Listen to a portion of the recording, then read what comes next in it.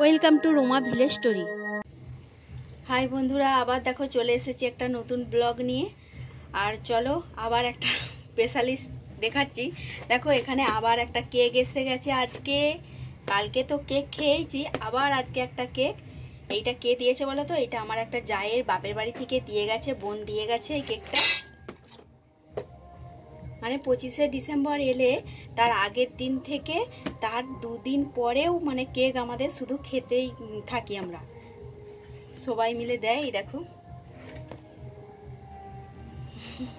কেমন লাগছে বন্ধুরা। তার সাথে আর একটা স্পেশালিস্ট জিনিস আজকে বানাবো, তোমরা কিন্তু প্লিজ পুরো ভিডিওটা দেখতে থাকো। দেখো এখানে নিয়ে নিয়েছি মোচা, আর মোচা দিয়ে আজকে কি বানাবো চলো তোমরা কিন্তু দেখবে পুরো ভিডিও। এই দেখো কেকটা খুব সুন্দর লাগছে, কেকের সাথে একটা বাক্সও হয়ে গেল। দেখো তারপর আমি এখানে হচ্ছে বানানোর জন্য দেখো এখানে আমি মোচাটাকে কেটে নিয়েছি ছোট ছোট করে।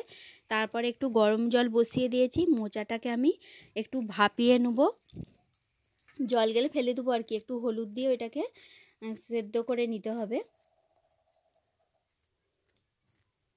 চলো তোমরা কিন্তু প্লিজ পুরো ভিডিওটাই দেখতে থাকো কি আমি বানাতে যাচ্ছি। তারপর দেখো এইদিকে মোচাটা সেদ্ধ হয়ে এসে, আর আমি এইদিকে কড়ার মধ্যে আগে একটু বাদাম ভেজে নিচ্ছি, চীনা বাদাম। আমি ওইটার মধ্যে একটু বাদাম দেবো, এই করে বাদামটাকে আমি ভেজে নিচ্ছি আগে। দেখো বাদামটা ভাজা ভাজা হয়ে গেলে আমি এখানে মশলার জন্য, গুঁড়ো মশলার জন্য দেখো গোটা ধনে নিয়ে নিয়েছি, গোটা গরম মশলা, গোটা জিরে, আর গোটা শুকনো লঙ্কা নিয়ে নিয়েছি। এই দিয়ে মশলাটাকে আমি আগে শুকনো কড়ার মধ্যে ভেজে নেব।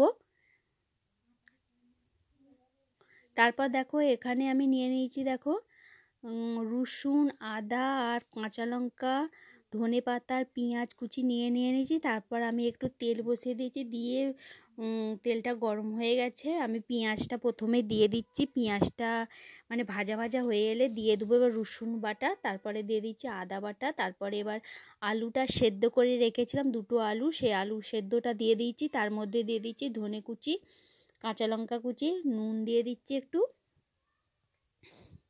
সামান্য একটু হলুদ গুঁড়ো দিয়ে দিচ্ছি। দিয়ে আমি সেদ্ধ করে রাখা মোচাটাকেও ওর মধ্যে তুলে দিচ্ছি, দিয়ে ভালো করে আমার মানে ভাজা ভাজা হয়ে গেছে। তারপরে বাদাম আর ভেজে রাখা সে মশলাটাও দিয়ে দিচ্ছি, আর এই দিকে আমি একটু বেসন গুলিয়ে রেখে দিচ্ছি। আর বন্ধুরা আমি কি বানাবো নিশ্চয়ই বুঝতে পারছো তোমরা, চলো পুরো দেখতে থাকো ভিডিওটা। আর দেখো আমার মানে এটা আমার মোচার পুরটা একদম রেডি হয়ে গেছে, আর আমি বানাবো আজকে মোচার চপ বানাবো। মোচার পুরটা রেডি হয়ে গেছে, আর এদিকে আমি মানে চপের জন্যে আমি নিয়ে নিচ্ছি একটু গোল গোল করে, আগে বানিয়ে নিচ্ছি। একটু শুকনো বেসন নিয়েছি, দু হাতে বেসন শুকনো বুলিয়ে দিচ্ছি, দিয়ে আমি ওইটাকে এইদিক ওই দিক করে চেপে চেপে এটা গোল গোল করে আমি রেখে দেবো। তারপর বেসনটাকে ভালো করে এইদিকে ফেটে নিয়েছি, বেসনের মধ্যে একটু লবণ দিয়েছি আর হলুদ গুঁড়ো দিয়েছি, দিয়ে আস্তে আস্তে তেলটা আমার গরম হয়ে গেছে, আমি তুলে দিচ্ছি। দেখো কেমন লাগছে, আমার কিন্তু খুব সুন্দর কিন্তু ফুলে উঠেছে চপটা।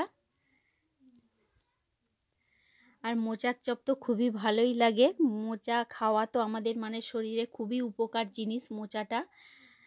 মোচা সবাই পায়নি, কিনে খায়, কিন্তু আমাদের গাছ আছে অনেক, মানে কোলা গাছ, সেই গাছ থেকে বাগান থেকে তুলে এনেছি।